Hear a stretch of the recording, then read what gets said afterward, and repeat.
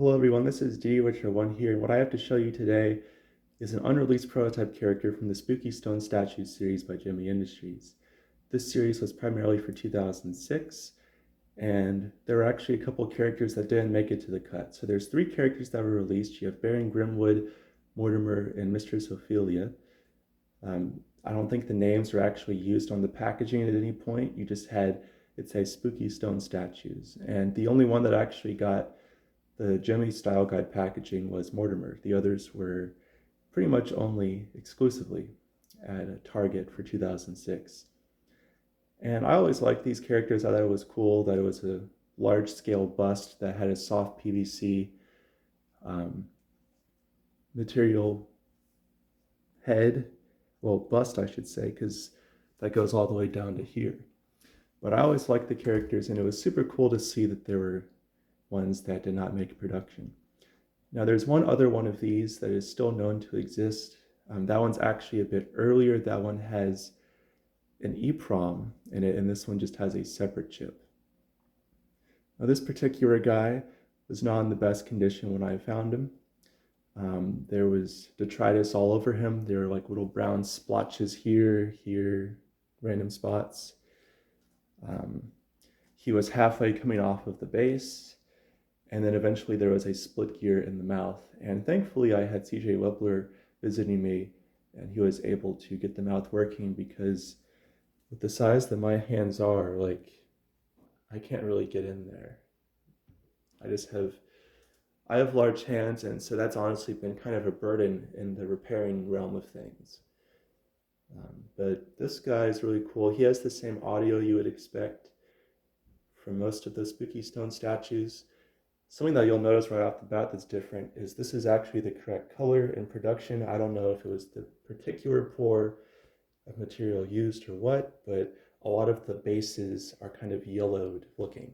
Even if they're in mint condition, were taken care of, a lot of them just look that way.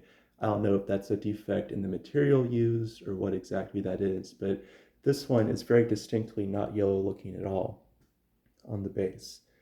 The base is warped a little bit down, as you can see. The bottom is really primitive looking. So as you can see here, there's just a sticker with a handwritten in pen on its sensor label. And then you can see that the base in the middle is obviously from something else, and then just kind of shoved into this hand-cut square with a bunch of screws, and you have the label right there. And this one, it actually looks like it says Marcy, but I did confirm it is Marley, which makes a lot more sense for the name. And it's just really cool. I mean, I've pretty much said all that there is to say about it. It's unreleased, but it's definitely not one of the earliest ones. I mean, these started out with like puppet mouths, and at one point there's like a white haunted mansion kind of theming going on. But this one is kind of in the style of production. But it still seems pretty far from that. Without further ado, I'll just play through some of the audio here. And his speaker is not as good as the produced ones.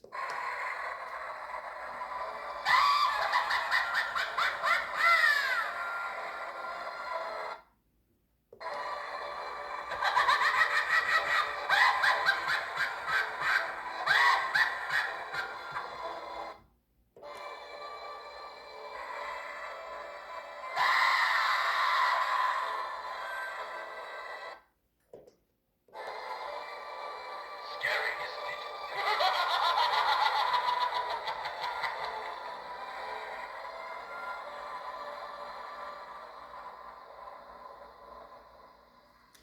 I'll do a quick spin around here so you can see all of the little details on them. And now I'll play through the phrases in the dark. Well, mostly dark.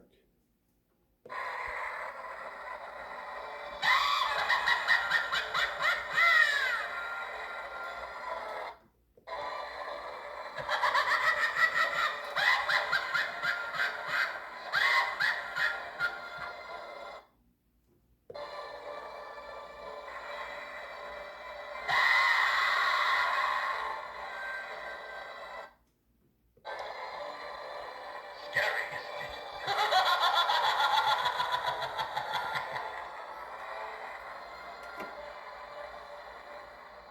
So yeah, there you have it. It's a really cool piece, and I'm glad that it is now all cleaned up and preserved for years to come.